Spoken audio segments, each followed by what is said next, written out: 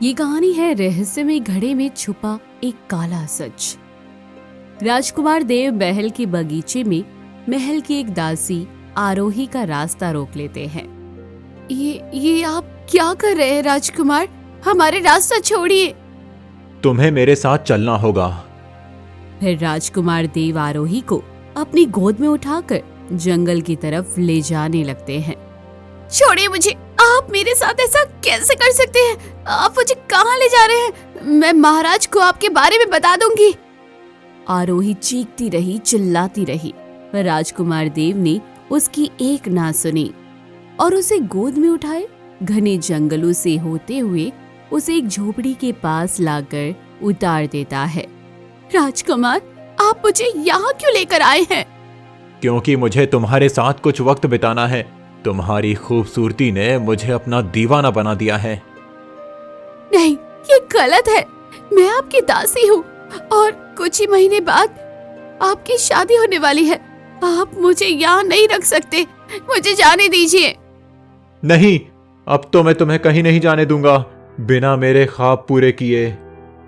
फिर राजकुमार देव आरोही को लेकर झोपड़ी के अंदर चला जाता है और कुछ समय बीत जाता है। आपने ये ठीक नहीं किया राजकुमार। मैं ये बात सबको बता दूंगी। अगर तुमने ये बात किसी को बताई तो मैं तुम्हारे माता पिता और तुम्हारे पूरे परिवार को जान से मार दूंगा। इसीलिए ये बात तुम किसी को नहीं बताओगी। आपने मेरे साथ बहुत गलत किया। हाँ, मुझे तुम बहुत दिनों से पसंद थी। मैंने सोचा था तुम्हें भुला दूंगा, लेकिन नहीं भुला पाया। अब तुम रोज जिस तरह महल में काम करने आती हो उसी तरह आती रहोगी और काम करोगी। और ये बात किसी को बताना मत, वरना देखना मैं तुम्हारे साथ क्या करता हूँ। राजकुमार देव वहाँ से चला जाता है। आरोही वहीं बैठकर फूट फूट कर रोने लगती है। हे भगवान, क्या गरीब होना इसी को कहते हैं। एक राजकुमार है तो क्या वो कुछ भी कर सकता है? क्या एक गरीब की कोई इज्जत नहीं होती? पर मैं अपने माता पिता को मरते हुए भी नहीं देख सकती। मुझे चाहकर भी महल में काम करने जाना ही होगा। आरोही राजमहल में आकर फिर से काम करने लगती है। ऐसे ही कुछ दिन बीत जाते हैं और एक दिन अचानक आरोही को उल्टियां होने लगती है। ये क्या? मैं तो गर्भवती हो गई। अब मैं क्या करूं? हे भगवान, मुझे जाकर राजकुमार को ये बात बतानी चाहिए। आरोही परेशान होकर राजकुमार देव के कक्ष में चली जाती है। तुम मेरे कक्ष में क्या कर रही हो? चली जाओ यहाँ से। राजकुमार, मैं आपके बच्चे की माँ बनने वाली हूँ, इसलिए आप उससे विवाह कर लीजिए। अगर विवाह नहीं कर सकते तो कम से कम मेरे बच्चे को अपनाइए, वरना मैं महाराज को ये बात बता दूंगी। तुम ऐसा कुछ नहीं करोगी। अगर बच्चे को मुझे अपनाना है तो मैं उसे अपना लूंगा। अब तुम जाओ यहाँ से। आरोही चुपचाप वहाँ से चली जाती है। मैं क्या करूं? एक दासी के बच्चे को मैं अपना नाम कैसे दूं? मैं इस राज्य का राजकुमार हूं, मुझे कुछ ना कुछ तो करना ही पड़ेगा। धीरे धीरे वक्त बीतता है और 9 महीने पूरे होने वाले होते हैं। 9 महीने पूरे हो गए और राजकुमार ने अभी तक मुझे अपनाया भी नहीं और ना ही मेरे बच्चे को। कुछ ही दिनों में मेरा बच्चा इस दुनिया में आने वाला है और उससे पहले मुझे इसके पिता का नाम देना होगा, नहीं तो सब मेरे बच्चे को कलंक कहेंगे। फिर आरोही राजकुमार देव के कक्ष में जाती है। तुम यहाँ क्या कर रही हो? चली जाओ यहाँ से। आपने कहा था कि आप मेरे बच्चे को अपनाएंगे। देखिए, कुछ ही दिनों में मेरा बच्चा इस दुनिया में आने वाला है और आपने अभी तक कुछ नहीं किया। भगवान के लिए मेरे बच्चे को अपना नाम दे दीजिए। चली जा यहाँ से। मैं तुम्हारे बच्चे को नाम नहीं देने वाला। एक दासी के बच्चे को मैं अपना नाम क्यों दूं? आप मुझे इस तरह धोखा नहीं दे सकते। मैं कई महीनों से अपने घर नहीं गई, आपके भरोसे बैठी थी और आप मुझे धोखा दे रहे हैं। अब तुम चली जाओ, वरना मैं तुम्हें कहीं का नहीं छोड़ूंगा। वैसे भी मेरी शादी पड़ोसी राज्य की राजकुमारी उर्वशी से होने वाली है और मैं उसी से विवाह करूंगा। आरोही रोते हुए वहां से बाहर निकल जाती है। राजकुमार ने नहीं अपनाया तो क्या हुआ, मुझे अपने बच्चे का हक दिलाना होगा। मैं महाराज से जाकर सब सच बता दूंगी। जैसे ही महाराज को पता चलेगा कि ये उनका खून है, वो जरूर मेरे बच्चे को अपनाएंगे और राजकुमार को सजा मिलेगी और ये विवाह भी नहीं होगा। वहीं कक्ष के अंदर से राजकुमार देव सारी बातें सुन लेता है।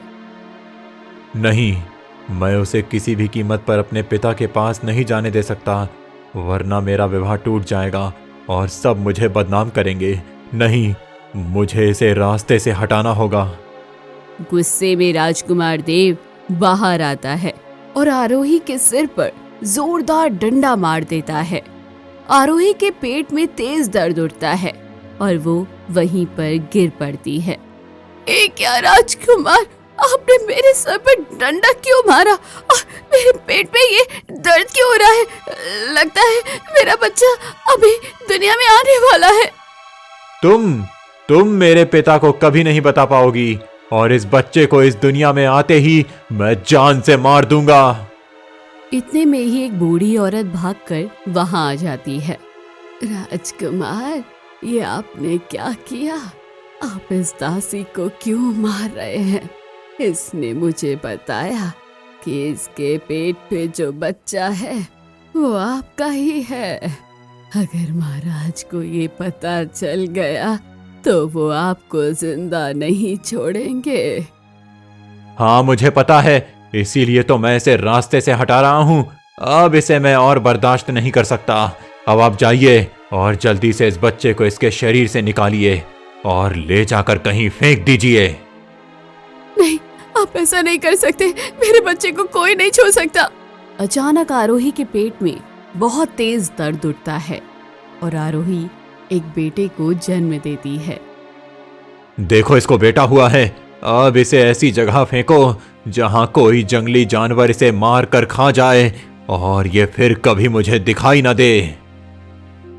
ठीक है राजकुमार, जैसा आपने कहा मैं ठीक बिल्कुल वैसा ही करूंगी।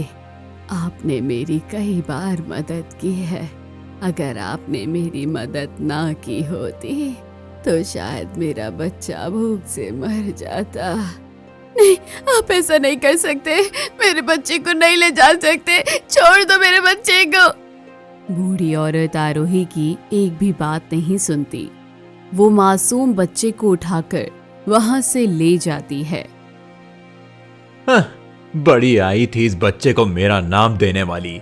अब तो ये जिंदा ही नहीं बचेगा तो मेरा नाम कैसे पड़ेगा? मैं जाकर ये बात महाराज को बता दूंगी। आपने मुझसे मेरा बच्चा छीना। आप कभी खुश नहीं रहेंगे। वो मेरा ही नहीं, आपका भी बच्चा था। एक दासी का बच्चा मेरा बच्चा कभी नहीं हो सकता। तुमने क्या सोचा था मैं तुम्हारे बच्चे को अपना नाम दूंगा? कभी नहीं।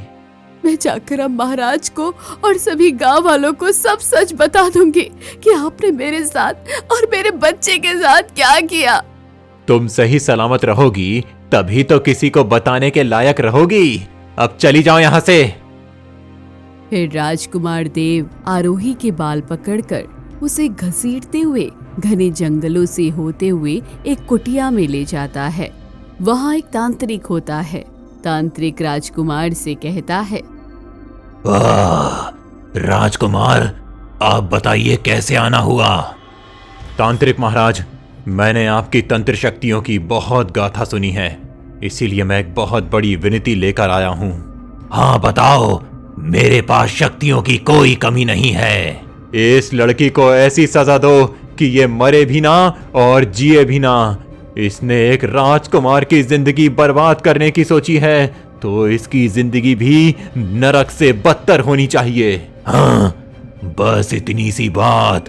इसके लिए तो मेरा एक मटका ही काफी है। तांत्रिक मंत्र पढ़ता है। तभी जादू से एक सुनहरा मटका उसके सामने आ जाता है। इस मटके में मैं इसे कैद कर दूंगा। ये कितना भी चिल्लाएगी लेकिन ये मटके से बाहर नहीं आ पाएगी। तुम इसे ऐसी जगह छुपा देना जहां कोई इसे ढूंढ ही ना पाए।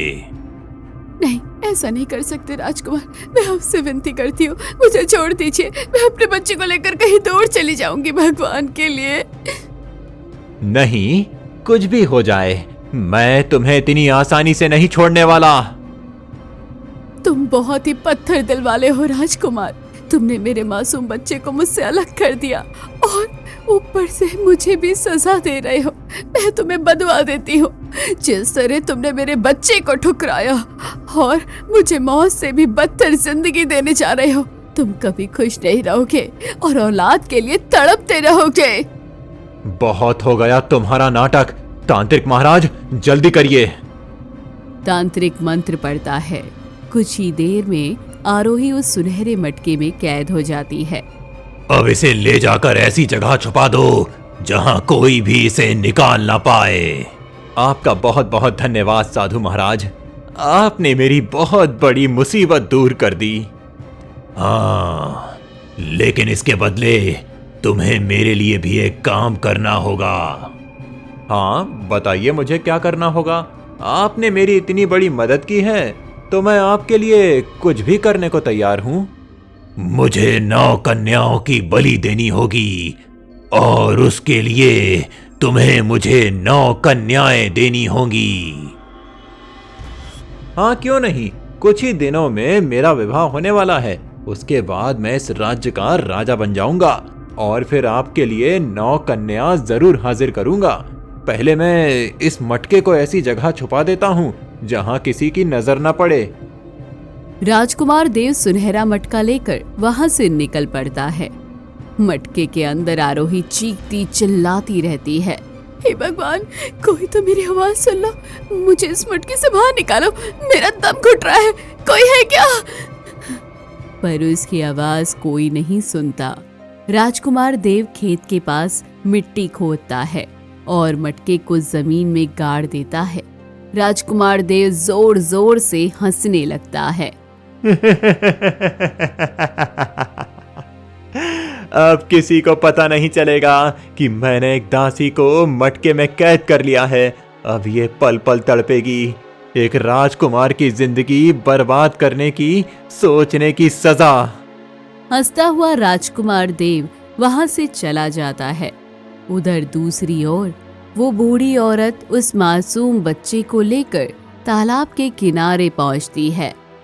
मैं चाहती तो तुम्हें जान से मार सकती थी, जैसा राजकुमार ने कहा था, लेकिन मैं किसी मासूम बच्चे की हत्या का कलंक अपने सिर नहीं लेना चाहती। इसलिए मैं तुम्हें यहाँ जिंदा छोड़ रही हूँ ताकि कोई तुम्हें अपना कर तुम्हें एक नई जिंदगी दे सके।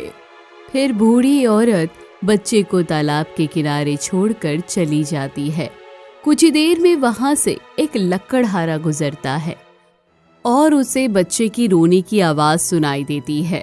अरे, इस तालाब के किनारे से किसी मासूम बच्चे के रोने की आवाज आ रही है। चलो, चल कर देखता हूँ। फिर सुरेश तालाब के किनारे जाता है। तभी वो देखता है कि कपड़े में लिपटा एक मासूम सा बच्चा जोर जोर से रो रहा है। अरे, कितने पत्थर दिल माँ बाप हैं जो अपने इस मासूम बच्चे को यहाँ मरने के लिए छोड़ गए। अरे, मैं ऐसा नहीं हूँ कि किसी को मरते हुए छोड़ दूं। मैं इसे अपने साथ ले जाता हूँ। कम से कम इस बच्चे के सिर पर एक छत तो मिल ही जाएगी। फिर सुरेश उस मासूम बच्चे को उठाकर अपने घर ले आता है। अरे, ये क्या? आप किस बच्चे को उठाकर ले आए हो? आप तो लकड़ियाँ काटने गए थे ना?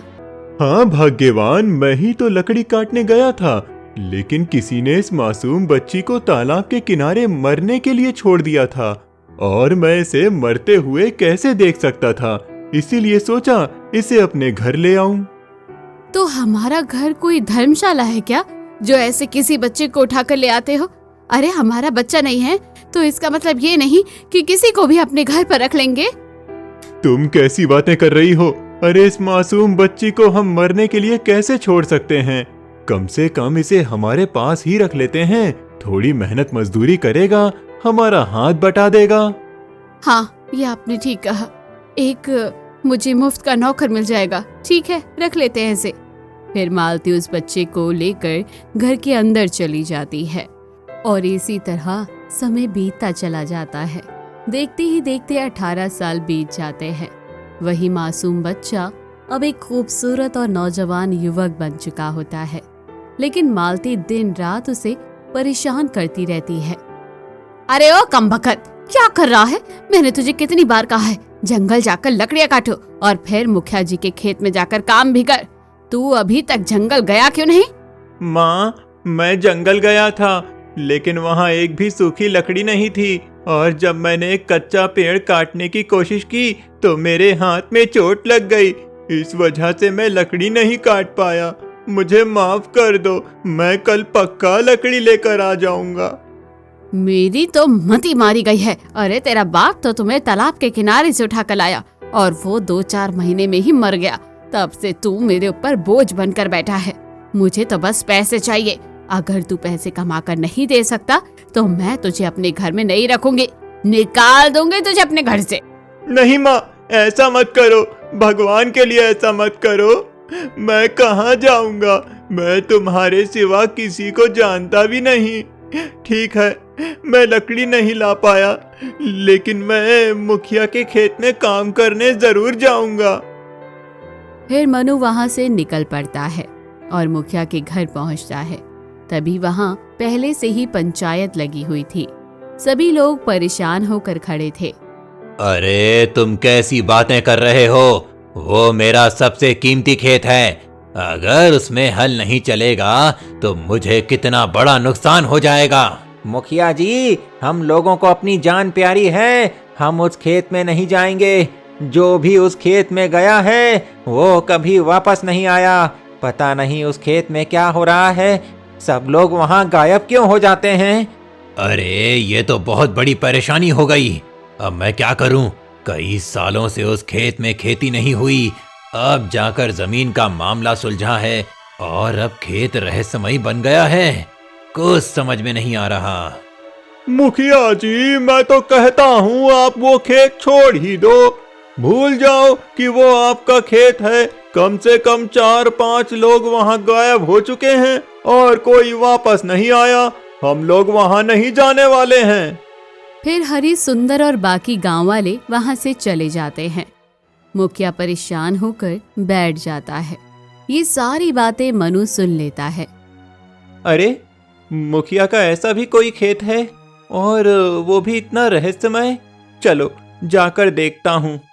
फिर मनु मुखिया के पास जाता है।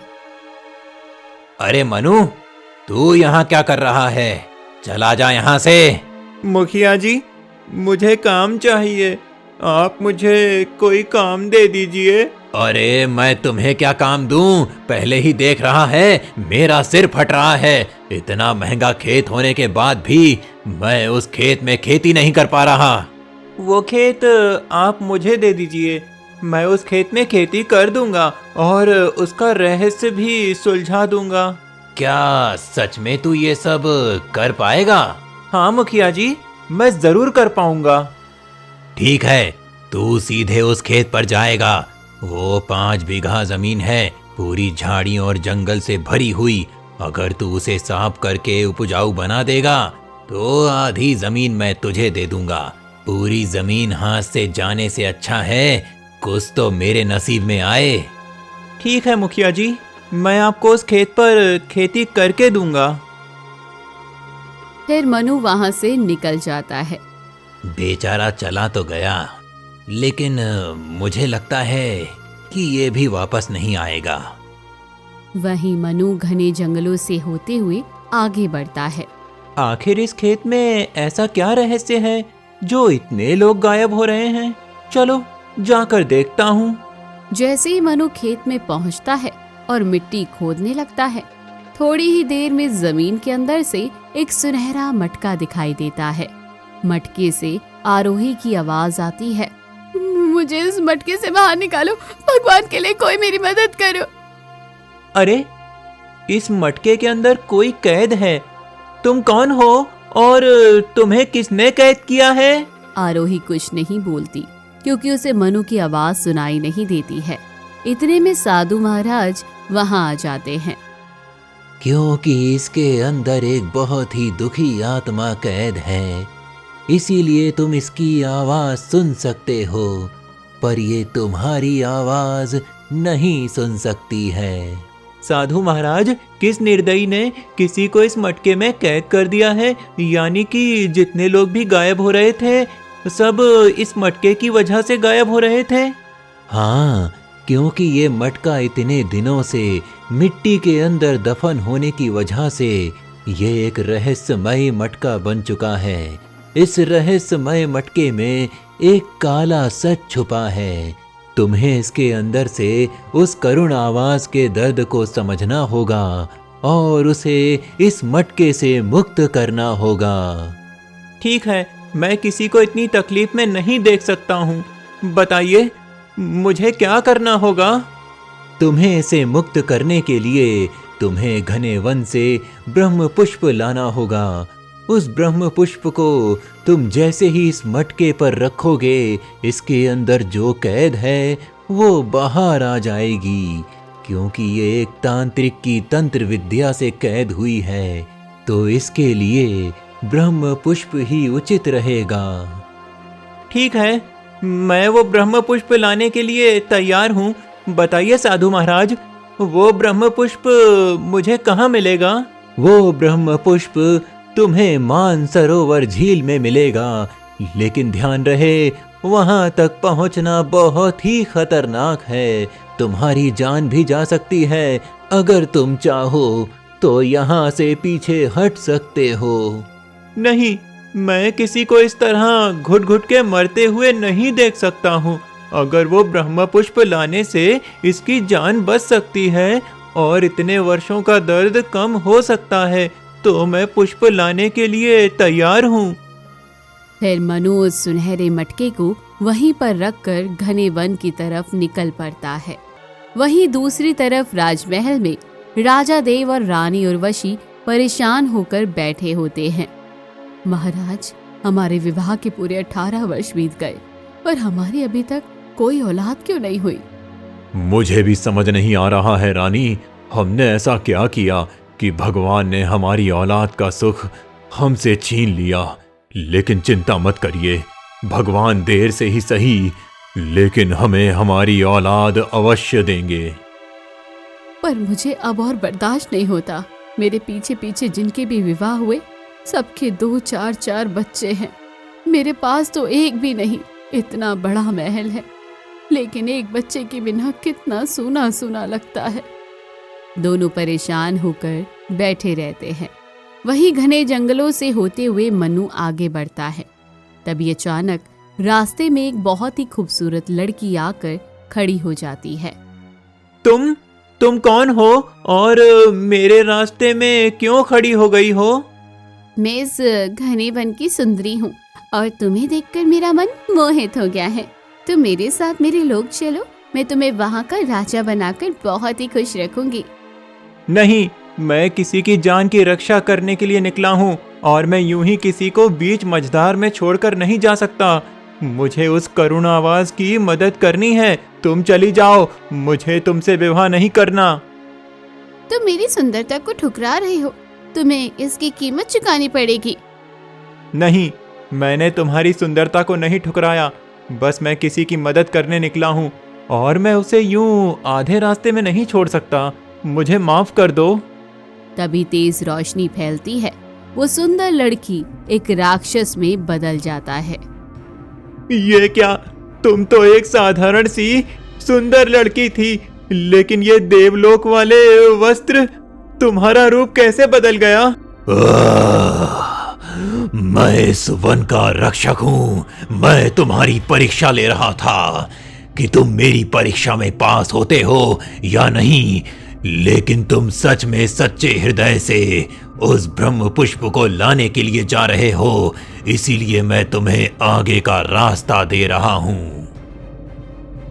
फिर तेज रोशनी फैलती है और राक्षस वहां से गायब हो जाता है। चलो, भगवान का लाख लाख शुक्र है कि मैं बच गया, नहीं तो पता नहीं आज क्या हो जाता। फिर मनु आगे बढ़ जाता है और कई घंटों के सफर करने के बाद वो मानसरोवर झील तक पहुंच जाता है। तभी उसे मानसरोवर झील के बीचों बीच एक बहुत ही सुनहरा ब्रह्म पुष्प दिखता है। चलो, ये ब्रह्म पुष्प मिल गया। अब जल्दी से मुझे इस ब्रह्म पुष्प को लेकर वापस जाना होगा। मनु जैसे ही उसे ब्रह्म पुष्प को तोड़ने के लिए आगे बढ़ता है, तभी रहस्यमयी आवाज आती है। रुक जाओ, तुम इस ब्रह्म पुष्प को इतनी आसानी से नहीं तोड़ सकते हो। नहीं, मुझे ये ब्रह्म पुष्प चाहिए। किसी की जिंदगी और मौत का सवाल है। ठीक है, मिल जाएगा, लेकिन इसके सिवा भी तुम्हें कुछ मिल सकता है। सोच लो, अगर तुम्हें वो चाहिए तो वो मैं देने के लिए तैयार हूँ, क्योंकि तुम यहाँ तक आए हो तो कोई साधारण मनुष्य तो होगा नहीं। मुझे और क्या क्या मिल सकता है? तुम्हारी माँ जो तुम्हें ताने देती है कि तुम्हें तुम्हारे पिता ने तालाब के किनारे से उठाया था। तुम अगर इस ब्रह्म पुष्प को नहीं लोगे तो मैं तुम्हारे माता पिता का नाम बता दूंगा कि तुम्हारे माता पिता आखिर कौन हैं और किसने तुम्हें यूं तालाब के किनारे छोड़ दिया था। सोच लो, ये सच्चाई जानोगे या तुम्हें ब्रह्म पुष्प चाहिए? ये दोनों में से कोई एक ही मिलेगा। मैं अपने माता पिता का नाम तो जानना चाहता हूँ कि आखिर उन्होंने मुझे मरने के लिए क्यों छोड़ा। इतना पत्थर दिल वो कैसे हो सकते थे? लेकिन उससे भी ज्यादा जरूरी एक करुण आवाज की है जो उस मटके में कैद है।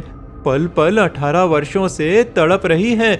मुझे उसकी मदद करना ज्यादा जरूरी है, इसीलिए मैं ब्रह्म पुष्प ही लूंगा। तभी तेज रोशनी फैलती है और वो ब्रह्म पुष्प मनु के हाथों में आ जाता है। तुम सच में बहुत नेक दिल हो। तुम अपनी इतनी बड़ी सच्चाई जानने का मौका छोड़कर किसी अनजान के लिए ये कर रहे हो। फिर मनु वो ब्रह्म पुष्प लेकर वापस निकल जाता है और कई घंटों के सफर करने के बाद मुखिया के खेत में आ जाता है और वो सुनहरा मटका वहीं पर चमक रहा होता है। तभी साधु महाराज भी वहां आ जाते हैं। चलो, तुम आ गए। मैं तुम्हारा ही इंतजार कर रहा था। हाँ साधु महाराज, ये देखिए, मैं वो ब्रह्म पुष्प लेकर आ गया हूँ। अब इस ब्रह्म पुष्प को इस मटके पर रख दो ताकि इसमें लगी तांत्रिक की शक्तियां खत्म हो जाएं और इस करुण आवाज को मुक्ति मिल जाए। फिर मनु जैसे ही उस ब्रह्म पुष्प को ले जाकर उस मटके में डालता है, अचानक तेज रोशनी फैलती है और वहां पर आरोही प्रकट हो जाती है। आरोही फूट फूट कर रोने लगती है। मुझे यकीन नहीं हो रहा कि मैं इस मटके से आजाद हो गई। मैंने तो उम्मीद छोड़ दी थी कि मैं कभी इस मटके से आजाद भी हो पाऊंगी। पुत्री, अब तुम ठीक हो? साधु महाराज, मुझे न्याय चाहिए। आखिर राजकुमार ने मेरे साथ इतना गलत किया, मेरे बच्चे को मार दिया, मुझे 18 वर्षों तक इस मटके में कैद करके रखा। मुझे न्याय चाहिए साधु महाराज। साधु महाराज मुस्कुराते हैं। साधु महाराज, ये इतनी रो बिलख रही है और आप मुस्कुरा रहे हो? क्योंकि ये जिस बच्चे के लिए तड़प रही है, बिलख रही है, वो बच्चा कोई और नहीं बल्कि तुम हो। मनु, ये तुम्हारी ही माँ है। भाग्य ने तुम दोनों को मिलाया और देखो, तुम्हारी करुण आवाज इतने वर्षों तक जो कोई नहीं सुन पाया, वो तुम्हारे पुत्र ने सुन ली और अब तुम जाकर अपनी माँ को इंसाफ दिलाओ। मनु, यही तुम्हारी जिंदगी का मकसद है। क्या? मुझे यकीन नहीं हो रहा। ये मेरी माँ है और वो भी मटके में कैद। मेरा बेटा, मुझे माफ कर दो, मैं तुम्हें नहीं बचा पाई, लेकिन तुम आज इतने बड़े हो गए। मुझे तुम्हें देखकर बहुत खुशी हो रही है। माँ, ऐसा कौन सा क्रूर पिता है जो मुझे मरने के लिए फेंक कर तुम्हें इस मटके में कैद कर दिया? तुम मुझे उसका नाम बता दो, मैं उसे जीवित नहीं छोड़ूंगा। तभी आरोही रोकर सारी बात मनु को बता देती है, जिसे सुनते ही मनु आग बबूला हो जाता है। मैं उन्हें जिंदा नहीं छोड़ूंगा माँ। उन्होंने आपके साथ बहुत गलत किया, और आपके साथ क्या, वो एक औरत को इस तरह इस्तेमाल करके नहीं फेंक सकते। चलिए, मैं आपको न्याय दिलाऊंगा माँ। हाँ, अब वक्त आ गया है कि तुम्हारी माँ को न्याय मिले। चलो चलते हैं। फिर तीनों वहां से निकल पड़ते हैं और गांव की तरफ जाते हैं। गांव में पहुंचते ही मुखिया उन्हें देखकर चौंक जाता है। अरे तुम सब, और ये क्या आरोही, तुम पूरे 18 वर्षों बाद तुम कहाँ थी इतने वक्त से? अरे तुम्हारे माता पिता तुम्हें ढूंढते ढूंढते पागल से हो गए थे। उन दोनों ने तो आत्महत्या कर ली। गांव वालों ने तुम्हारे माता पिता को इतने ताने मारे कि तुम किसी के साथ भाग गई हो। तुम्हारे माता पिता मर गए। तुम 18 वर्षों से कहाँ थी? ये सुनते ही आरोही फूट फूट कर रोने लगती है। नहीं, ऐसा नहीं हो सकता मुखिया जी। मेरे माता पिता मुझे छोड़कर नहीं जा सकते। राजकुमार ने मेरे साथ बहुत गलत किया। अरे, तुम राजकुमार पर इतना घटिया इल्जाम क्यों लगा रही हो? अब तो वो इस राज्य के राजा बन चुके हैं। मुखिया जी, ये मेरी माँ है। अरे, ये सब क्या हो रहा है? मुझे कुछ समझ में नहीं आ रहा है। आरोही रोते रोते सारी बात मुखिया को बता देती है। सभी गांव वाले इकट्ठा हो जाते हैं। सारी बात सुनते ही वो सभी भी आग बबूला हो जाते हैं। क्या एक राजकुमार होकर उसने अपनी दासी के साथ इतना बुरा किया, और तुम्हारे माँ बाप भी मर गए? इसकी सजा राजकुमार को ही मिलनी चाहिए। वो भले ही इस राज्य के राजा हैं, लेकिन हम लोग उसको सजा जरूर देंगे। हाँ, तुम लोगों ने बिल्कुल सही कहा। उसने बहुत गलत किया है। हाँ मुखिया जी, बहुत गलत किया उसने। हमारे गांव की बेटियां महल में काम करती हैं पैसे कमाने के लिए, ना कि किसी का मनोरंजन साधन बनने के लिए। चलिए चलते हैं। पूरे गांव वाले इकट्ठा होकर आग बबूला होते हुए राजमहल पहुंचते हैं। राजमहल में राजा देव सिंहासन पर बैठा होता है। ये क्या, आज इतने लोग एक साथ? और क्या हो गया? सब ठीक तो है ना? तभी भीड़ के बीचों बीच से आरोही सामने आकर खड़ी हो जाती है। उसे देखते ही राजा देव पसीने पसीने हो जाता है। नहीं, ऐसा नहीं हो सकता। तुम यहाँ कैसे आ सकती हो? आपने क्या सोचा था राजकुमार कि मैं मर जाऊंगी? मैं उस मटके में कैद थी और आज मेरे ही बेटे ने मुझे आजाद किया है। ये मनु कोई और नहीं बल्कि आप ही का बेटा है, आपका खून। आपने मेरे साथ गलत किया, लेकिन देखिए भाग्य ने आज फिर आपको उसी जगह लाकर खड़ा कर दिया जहाँ पर मैं, मेरा बेटा और आप खड़े हैं। सच में ये आपने बहुत गलत किया। आपको हमारे गांव की बेटी के साथ ऐसा नहीं करना चाहिए था। अब आपको इसकी सजा मिलेगी। हाँ, मुझसे बहुत बड़ा अपराध हो गया। उसकी सजा तो हम लोग 18 वर्षों से भुगत रहे हैं। हमारी कोई औलाद नहीं हो रही है। तुमने बहुत गलत किया राजन। इसी वजह से तुम्हें संतान सुख नहीं मिल रहा है। इतने में रानी उर्वशी पीछे से आ जाती है। वो सारी बातें सुन लेती है और फूट फूट कर रोने लगती है। अच्छा, तो ये सब करनी आपने किया महाराज, और इस वजह से मुझे कोई संतान नहीं हुई। और मैं दिन रात भगवान से प्रार्थना करती रही कि जरूर मुझसे ही कोई भूल हो गई होगी, जिस वजह से मैं माँ नहीं बन पा रही हूँ। मुझे आपसे नफरत हो गई है। ऐसा राजा हमारे महल में नहीं रह सकता है। निकालो इसे, निकालो। हाँ, आप लोग ठीक ही कह रहे हैं। मैं इस राजगद्दी के काबिल नहीं हूँ, और मैं 18 वर्षों से अपने पापों को ढोते ढोते पूरी तरह थक चुका हूँ। मैं इस राज्य का राजा अपने पुत्र मनु को घोषित करता हूँ और मैं आजीवन प्रायश्चित के रूप में घने वन में वनवासी बनकर रहूंगा। मुझे आपका ये राजपाट कुछ नहीं चाहिए। मुझे मेरी माँ का न्याय चाहिए और वो मुझे मिल गया। अब मुझे कुछ नहीं चाहिए। गांव वालों को पता चल गया कि राजमहल में काम करने वाली दासियां गलत नहीं होती। आपने मेरी माँ के साथ बहुत गलत किया। हाँ, मैंने बहुत गलत किया।